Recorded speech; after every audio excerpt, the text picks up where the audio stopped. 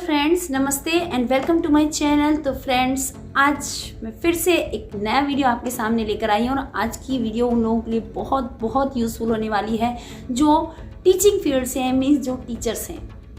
देखो, एक टीचर के सामने सबसे बड़ा एक चैलेंज होता है कि how should they manage there class, means हम अपने क्लासरूम का मैनेजमेंट कैसे करें। और वो मैनेजमेंट कब डिपेंड करता है, हम कहते हैं बच्चे शोर करते हैं, बच्चे कहना नहीं मानते हैं, हम पढ़ा रहे होते हैं, बच्चे आवाज़ करते होते हैं, सुनते नहीं हैं। भाई, ये प्रॉब्लम्स आती क्यों हैं, ऐसा क्यों होता है और हमें क्या करना चाहिए।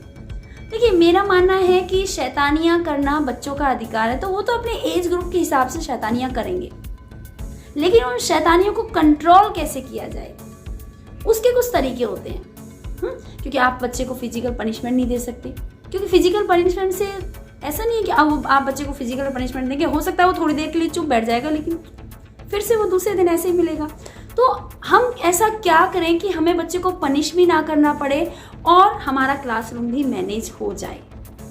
तो फ्रेंड्स, आज इस वीडियो में मैं आपके साथ वही बेस्ट टिप्स जो मैं खुद अप्लाई भी करती हूँ और मैं आपसे सजेस्ट भी करूंगी कि आप उन टिप्स को अप्लाई कीजिए, और मैं आपको श्योर हूँ, आई प्रॉमिस यू कि आपका क्लास मैनेजमेंट बेस्ट होगा। तो friends, let's come, I am going to share my tips. I hope you will like the video, you will listen the tips carefully and you will apply it too. तो मेरा first जो tip है, पहला tip है कि आप बच्चों को होमवर्क देते हैं, सभी टीचर्स देते हैं और सभी उम्मीद भी ये करते हैं कि हमारा बच्चा नेक्स्ट डे उस होमवर्क को कंप्लीट करके आए। लेकिन क्या एज ए टीचर आप अपना होमवर्क कंप्लीट करते हैं? शायद करते हैं और शायद नहीं भी करते। तो देखो, एज ए टीचर आपका भी एक होमवर्क होता है कि आपको नेक्स्ट डे अपनी क्लास में क्या पढ़ाना है।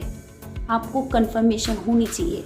आप उस टॉपिक को, जो कंटेंट आप क्लास में पढ़ाएंगे कल, उस टॉपिक का अच्छे से एक दिन पहले प्रिपेयर करें। उसमें उस टॉपिक को आपको कैसे स्टार्ट करना है, उस टॉपिक को आपको बच्चों को किस तरह से एक्सप्लेन करना है, डिलीवर करना है। उस टॉपिक को एक्सप्लेन और डिलीवर करने के लिए आपको कौन कौन से मेथड्स यूज़ करने हैं, उस टॉपिक को मोर इफेक्टिव बनाने के लिए आप कौन कौन से टीचिंग एड्स यूज़ करेंगे। ये सारी चीज़ें आपकी प्री प्लान होनी चाहिए। आपको प्लानिंग करनी चाहिए पहले ही, क्लास से पहले या क्लास से एक दिन पहले, पीरियड जिस दिन आपका पीरियड उससे एक दो दिन पहले या उससे पहले आपको प्री प्लान होना चाहिए कि मुझे ये टॉपिक इस तरीके से कराना है, इसमें ये टीचिंग एड्स यूज़ करने हैं, इसमें ये मेथड्स यूज़ करने हैं, इसमें मुझे यहाँ से स्टार्ट करना है और इसमें ये एग्जाम्पल्स मुझे यूज़ करने हैं और मुझे इस टॉपिक को इस तरह से एंड करना है। ये आपका प्री प्लान होना चाहिए and this must be your homework. ये एज ए टीचर आपका होमवर्क होना चाहिए, जो हम बहुत से लोग करते हैं। बहुत से लोग क्लास में ऐसे ही जाके खड़े हो जाते हैं और जब हम अपने टॉपिक पर क्लियर नहीं होते, जब हम अपने टॉपिक को इफेक्टिवली बच्चों तक नहीं पहुंचा पाते, जब हमारी टीचिंग इफेक्टिव नहीं होती, तो बच्चे बोर होना स्टार्ट कर देते हैं और बच्चे टीचर की कमी को पकड़ लेते हैं और फिर वही इनडिसिप्लिन क्रिएट होने स्टार्ट हो जाता है। तो अगर अपने क्लास का मैनेजमेंट आप बेस्ट रखना चाहते हैं, अगर अपने आप क्लास को आप बेस्ट देना चाहते हैं, यदि अपनी क्लास को मैनेज करना चाहते हैं, तो प्लीज़ अपना होमवर्क करके जाइए। अपने टॉपिक को पहले से प्रिपेयर करके क्लास में घुसिए कि आपकी टीचिंग इतनी इफेक्टिव हो कि हर बच्चा आपको सुने, आपको समझे। My second tip, sitting plan. कि सिटिंग प्लान क्लास का कैसे किया जाए, बच्चे को किस तरीके से बिठाया जाए, कहाँ बिठाया जाए, जो क्लासरूम का मैनेजमेंट बेस्ट हो। अच्छा, मैं आपको एक बात पूछती हूँ कि कई बार जब हम अपने दोस्तों से मिलते हैं और हम काफ़ी दिनों बाद मिलते हैं या डेली मिलते हैं, तो नेचुरली कि हम भी उनसे बातें करने लगते हैं। तो जब हम इतने बड़े, इतने समझदार होने के बाद एक दूसरे से बातें करते हैं, तो बच्चे जब डेली एक दूसरे के साथ बैठते हैं तो एक दूसरे से बहुत ज़्यादा फ्रेंडली हो जाते हैं और नेचुरली उनके पास बहुत सारी बातें होती है करने के लिए। तो अब उन्हें कैसे बिठाया जाए, किस तरीके से बिठाया जाए कि वो कम से कम बातें करें और ज़्यादा से ज़्यादा उस चीज़ पर ध्यान दें जो टीचर उन्हें समझाना चाहता है, ज़्यादा से ज़्यादा उस चीज़ को समझें जो टीचर उन्हें समझाना चाह रहे हैं। और वो सिटिंग प्लान कैसा हो? तो best sitting plan according to my experiences, मैं कहूँगी कि आप अपने सिटिंग प्लान को वीक में 2 दिन, 3 दिन के हिसाब से बांट लीजिए। वीक को 2 पार्ट्स में बांट लीजिए। 3 दिन का सिटिंग प्लान कीजिए कि हर तीसरे दिन सप्ते में 2 बार आप सिटिंग प्लान को चेंज कीजिए। मैं एक पूरा सप्ताह नहीं कह रही और मैं डेली भी नहीं कह रही। एक पूरा सप्ताह मैं इसलिए नहीं कह रही कि आप पूरे एक सप्ते में सिटिंग प्लान चेंज कीजिए, क्योंकि एक सप्ताह बहुत लंबा हो जाता है और जब 2 बच्चे एक साथ बैठते हैं तो आपस में एक सप्ताह में बहुत ज़्यादा फ्रेंडली हो जाते हैं, तो उनके पास बहुत सारी बातें हो जाती हैं जो वो कर सकते हैं। तो नेचुरल है, जब वो ज़्यादा बातें करेंगे तो ज़्यादा इनडिसिप्लिन होगा, ज़्यादा इनडिसिप्लिन होगा तो वो टीचर के कंटेंट पर कम ध्यान देंगे। और अगर आप अपने सिटिंग प्लान को डेली बेसिस पर चेंज करते हैं, मतलब हर रोज़ अपना नया नया सिटिंग प्लान करते हैं, हर रोज़ बच्चे को अलग अलग तरीके से बिठाते हैं, अलग अलग सीट पे बिठाते हैं, अलग अलग बच्चे के साथ बिठाते हैं, तो वो टाइम का वेस्टेज ज़्यादा होगा। तो कोशिश कीजिए कि सिटिंग प्लान को हर तीसरे दिन बाद चेंज करते रहिए। और एक चीज़ का और ध्यान रखिए सिटिंग प्लान बनाते समय कि जो वीक बच्चे हैं, जो हमारे थोड़े से कम IQ और EQ वाले बच्चे हैं, उनको आप इंटेलिजेंट बच्चों के साथ बिठाइए। उससे क्या होता है कि हमारा जो वीक स्टूडेंट है, जिसका IQ EQ लेवल कम है, जब वो किसी अच्छे बच्चे और इंटेलिजेंट बच्चे के साथ बैठता है तो वो मोटिवेट होता है उससे। और एक जो हमारा हाई IQ और EQ वाला बच्चा होता है, वो उस बच्चे को एज ए गार्जियन ट्रीट करता है। उसको मोटिवेट कीजिए कि आपको उनकी हेल्प करनी है, उनको लीडर बनाइए, उनको बताइए कि बेटा you can help your friend. और बच्चे इतने इमोशनल होते हैं कि अगर आप उन्हें इमोशनली इन चीज़ों को समझाएंगे ना, बच्चे समझते हैं। और वो हाई IQ EQ वाला बच्चा अपने साथी बच्चे को, जो उनके सिटिंग में है, जो उनके साथ बैठा हुआ है, उसको हेल्प करेगा। और इससे जो हमारा वीक बच्चा होगा, जो कमज़ोर बच्चा होगा पढ़ने में, वो भी मोटिवेट होगा। तो अपना सिटिंग प्लान प्लीज़ इस तरीके से मैनेज कीजिए। हर 3 दिन बाद सिटिंग प्लान को चेंज करते रहिए। एक वीक बच्चे के साथ एक इंटेलिजेंट बच्चा बिठाइए, जिससे कि वीक बच्चा हमारा मोटिवेट हो टू डू हिज और हर बेस्ट। अप्लाई करके देखिए, रिजल्ट आपको डेफिनेटली मिलेंगे। और जो वीक बच्चा होगा वो अपना बेस्ट करने के लिए मोटिवेट होगा। तो अब है मेरा 3rd टिप, सभी बच्चों को समान नज़रिए से देखिए। कई बार होता है ऐसा कि टीचर, जो इंटेलिजेंट बच्चे होते हैं, जिनका IQ EQ ज़्यादा होता है, जो बहुत अच्छे से काम करते हैं, बहुत अच्छे से आंसर्स को लर्न करते हैं, बहुत अच्छे से क्लास में रिप्लाई करते हैं, टीचर का जो अटेंशन है उस पर ज़्यादा हो जाता है और टीचर हर रिस्पॉन्सिबिलिटी को उसी को देता है, हमेशा उसी का नाम रिपीट करता है क्लास में। इस तरह की चीज़ें हो जाती हैं, चाहे टीचर नॉनली करता हो, चाहे टीचर अननोनली करता है, बट इस तरह के इंसिडेंट्स हो जाते हैं। लेकिन आप ऐसा मत कीजिए, हर बच्चे को समान नज़रिए से देखिए। और अगर एक कमज़ोर बच्चा है, एक बच्चे को जो गलती करने पर आप जो भी पनिशमेंट उसको दे रहे हैं, सेम वही पनिशमेंट दूसरे बच्चे को सेम गलती करने पर दीजिए। इससे बच्चों के अंदर एक नेगेटिव भावना नहीं आती, नकारात्मक सोच नहीं आती कि मेरा टीचर गंदा है, मेरा टीचर तो मुझे प्यार ही नहीं करता, मेरा टीचर तो बस इसी बच्चे को प्यार करता है, मैं तो कुछ कर ही नहीं सकता क्योंकि मेरा टीचर तो मुझे हेल्प ही नहीं करता। तो इस तरह की भावनाओं से बच्चा बचता है, इस तरह की सोच से बच्चा बचता है जब आप हर बच्चे को इक्वली ट्रीट करते हो, हर बच्चे को ये एहसास दिलाते हो कि वही उनका बेस्ट बच्चा है। हर बच्चे को जब रियलाइज़ होता है, हर बच्चे को जब फील होता है अपने टीचर की एक्शंस से, अपने टीचर के बिहेवियर से कि वो बेस्ट है, वो अपना बेस्ट क्लास में कर सकता है, वो अपना बेस्ट परफॉर्मेंस क्लास में दे सकता है, तो बच्चा मोटिवेट होता है। तो बच्चों के बीच में पार्शियल मत होइए, हर बच्चे को हर एस्पेक्ट से सेम रखिए। चाहे वो बच्चे को मोटिवेट करने का हो, चाहे बच्चे को रिवॉर्ड करने का हो, चाहे बच्चे को पनिशमेंट का हो, और चाहे बच्चे के लिए कुछ अच्छी बातें बताने का हो, तो बच्चे को समान रखिए। हर बच्चे को मोटिवेट कीजिए कि वो किसी भी फील्ड में अपना बेस्ट करे। हर बच्चे को बताइए कि बेटा आप ये कर सकते हो, आप भी ये कर सकते हो, आप भी ये कर सकते हो। मैं बता रही हूँ, बच्चे आपके बन के रहेंगे। माय 4th टिप, जो आज की एजुकेशन में सबसे ज़्यादा ज़रूरी है, और वो 4th टिप है learning by activities, learning by doing. तो फ्रेंड्स, अगर आप एक टीचर हैं, अगर आप एक अपना होमवर्क तैयार करके क्लास में एंटर कर रहे हैं, तो अपने होमवर्क को एक्टिविटी बेस्ड बनाइए।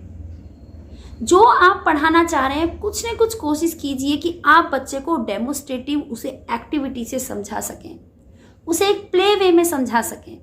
उससे क्या होता है, बच्चे का कंसंट्रेशन उस पर्टिकुलर कंटेंट पर ज़्यादा जाता है, वो बच्चे के लिए लॉन्ग टर्म मेमोरी बन जाता है, बच्चे को काफ़ी समय तक याद रहता है और बच्चे उसे कभी भूलते नहीं हैं, बच्चे उसे सेल्फ लर्न करते हैं। बच्चे की जो लर्निंग होती है, बच्चे की जो अंडरस्टैंडिंग होती है, वो स्टेबल हो जाती है। और ये मेथड हमें हमारे जो पीपीआरटी विंग होते हैं, हमारे जो पीआरटी विंग होते हैं, उनमें हम करते हैं। टीचर मोस्ट प्रोबेबली आज के समय की एजुकेशन में, आजकल मॉडर्न एजुकेशन सिस्टम में पीपीआरटी विंग में, पीआरटी विंग में ये मेथड्स यूज़ होते हैं। लेकिन जब हम सीनियर विंग की तरफ मूव करते हैं तो वहाँ पे इन चीज़ों का कम यूज़ होता है, एक्टिविटी बेस्ड लर्निंग कम होती है, हम सिर्फ लेक्चर बेस्ड टीचिंग करते हैं। आप यही एक्टिविटी बेस्ड लर्निंग अगर आप अपनी सीनियर क्लासेस में अप्लाई करें, देखो बच्चे हमेशा बच्चे होते हैं, इसलिए 12th क्लास को भी स्कूल में रखा गया है। तो हर बच्चा एक्टिविटी से, हर बच्चा डेमोस्ट्रेटिव मेथड से, हर बच्चा इस तरह के एक्सपेरिमेंटल मेथड से बहुत जल्दी सीखता है। उसकी जो लर्निंग होती है वो स्टेबल बनती है, लॉन्ग टर्म के लिए बनती है और वो उसे अप्लाई भी कर सकता है, ईजीली अप्लाई करता है और उसके लिए हर कॉन्सेप्ट इजी हो जाता है। उसका जो एजुकेशन में, उसका जो लर्निंग में, उसका जो एकेडमिक में जो उसका इंटरेस्ट है वो बढ़ जाता है अगर आप ये एक्टिविटी बेस्ड टीचिंग यूज़ करते हैं, टीचिंग मेथड्स यूज़ करते हैं। My 5th tip, don't make your class boring. Boring मत बनाइए क्लास को प्लीज़। हाँ, माना आप बहुत अच्छे लेक्चरर हैं, आप बहुत अच्छे टीचर हैं, आप बहुत फोकस्ड हैं अपने टीचिंग पर, आप कंटेंट को रेगुलर पढ़ाए जा रहे हैं, लेकिन आप तो पढ़ाए जा रहे हैं, लेकिन आपको नहीं पता कि बच्चे के लिए उस चीज़ को गेन करना इतना इजी नहीं है। तो आप जब टीचिंग कर रहे हैं तो अपनी टीचिंग में थोड़ा सा बोरिंगनेस हटाइए। एक तो आपने एक्टिविटी बेस्ड आप टीचिंग कर ही रहे हैं, उसके साथ साथ कभी कभी बच्चों से थोड़ा फेमिलियर हो जाइए, बच्चों से थोड़ा फ्रेंडली हो जाइए। फ्रेंडली इन द सेंस कि ये नहीं कि आप बच्चे और टीचर के बीच में, स्टूडेंट और टीचर के बीच में जो डिस्टेंस होता है उसको भूल जाएं। नहीं, आप कभी कभी बच्चों को किसी भी टॉपिक को लेकर कुछ बातें कीजिए। कभी कभी जो एकेडमिक पॉइंट टॉपिक्स हैं, जो आपके कंटेंट, आपके सब्जेक्ट रिलेटेड टॉपिक, उनसे थोड़ा सा हटके बच्चे को कुछ क्रिएटिव, बच्चे को कुछ इंटरेस्टिंग लाइक गुड हैबिट्स के बारे में, किसी की अच्छाई के बारे में, किसी पर्टिकुलर पर्सनैलिटी के बारे में, किसी एक अच्छे से इंटरेस्टिंग टॉपिक को लेके, पॉजिटिव टॉपिक को लेके आप बच्चे के साथ एक हेल्दी डिस्कशन कीजिए, पूरी क्लास के साथ हेल्दी डिस्कशन कीजिए। उससे क्या है कि हम जो एक टॉपिक, हम जो अपना एक सिलेबस का टॉपिक, हम अपना एक पर्टिकुलर कंटेंट को जो लेके बात कर रहे हैं, एक सब्जेक्ट के कंटेंट को लेके जब हम बच्चे के साथ बात करते हैं तो कई बार वो लेक्चर बोरिंग हो जाता है, बच्चों को बोरिंग लगता है और बच्चे को नींद भी आने लग जाती है। तो बीच बीच में जब आपको लगे कि आज हमने काफ़ी कई दिनों से रेगुलर पढ़ा रहे हैं, बच्चे को काफ़ी पढ़ा दिया है, बच्चों ने काफ़ी अंडरस्टैंड कर लिया है, काफ़ी चीज़ें हमारी क्लियर हो चुकी हैं, तो कभी कभी एक इस तरह का टाइम रखिए, बच्चों के साथ स्पेंड कीजिए। क्वालिटी टाइम आप उसे कह सकते हो। इस तरह का टाइम स्पेंड कीजिए जिसमें आप बच्चों को कुछ इंटरेस्टिंग, कुछ क्रिएटिव डिस्कस करो। वो कुछ भी हो सकता है क्रिएटिव, मैंने आपको बताया। आप गुड हैबिट्स के बारे में डिस्कस कर सकते हैं। आप किसी भी इंडिविजुअल, किसी भी पर्सनैलिटी, पर्टिकुलर पर्सनैलिटी की अच्छाइयों के बारे में डिस्कस कर सकते हो। आप उन्हीं बच्चों के डेली रूटीन के बारे में, उनकी अच्छाइयों के बारे में डिस्कस कर सकते हो। आप अपने बारे में, कुछ अपने एक्सपीरियंसेस के बारे में, कभी कोई भी बच्चा अपने खुद बच्चों से भी उनके एक्सपीरियंसेस के बारे में आप क्लास में डिस्कस कर सकते हो, जिससे बच्चा क्लास में बोरिंग फील नहीं करेगा और बच्चा आपको ज़्यादा से ज़्यादा पसंद करेगा कि हमारा टीचर टीचिंग में बहुत स्ट्रिक्ट है, लेकिन हमारा टीचर हमें बीच बीच में इस तरह की एक्टिविटीज़ भी कराता है, जिससे उनकी लर्निंग और भी ज़्यादा बेस्ट हो जाती है। And I'm sure again you will give the best results. My 6th and last tip, ask the students to raise hand. For what? बच्चों को हाथ खड़ा करने के लिए कहिए, लेकिन किसके लिए? आप बच्चों को बताइए कि बच्चों से जब भी कोई क्वेश्चन पूछा जाता है, बच्चे को जब भी रिप्लाई करने के लिए कहा जाता है, बच्चों से जब भी फीडबैक लिया जाता है, तो हमारी क्लासेस में बच्चे क्या करते हैं, मैं करने लग जाते हैं।